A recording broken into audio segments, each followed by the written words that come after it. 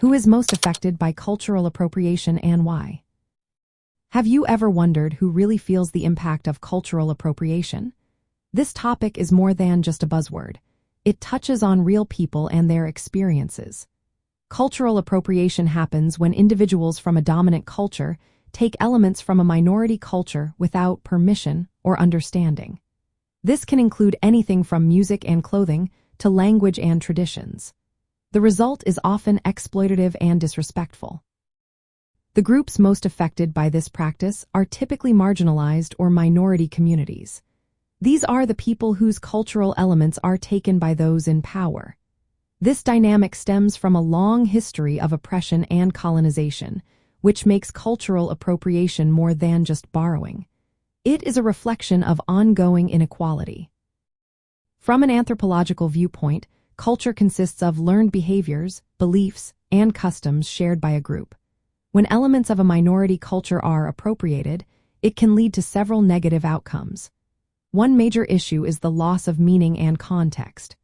Cultural elements often hold deep spiritual or historical significance. When taken out of their original setting, their meanings can become distorted or trivialized. Another concern is the reinforcement of stereotypes. When rich cultural traditions are reduced to mere trends, it can perpetuate harmful stereotypes about the minority group.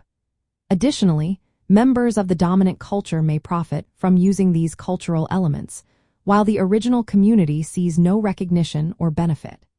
This can create emotional and social harm for those whose culture is being appropriated. Imagine seeing your culture used without respect or permission. For many in minority groups, this feels like a form of disrespect, especially when they face ongoing discrimination. Cultural appropriation allows those in power to engage with minority cultures temporarily, without experiencing the systemic disadvantages those cultures endure daily. Indigenous peoples, racial and ethnic minorities, and other historically oppressed groups are particularly affected.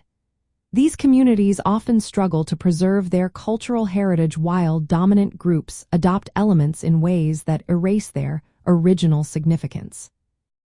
Anthropologically, cultural appropriation differs from cultural diffusion or exchange.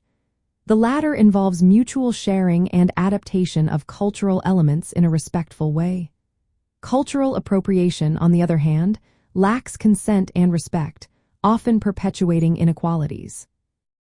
Understanding who is most affected by cultural appropriation requires recognizing the historical and social power imbalances at play. Addressing these issues calls for respect, acknowledgment, and permission when engaging with cultural elements outside one's own group.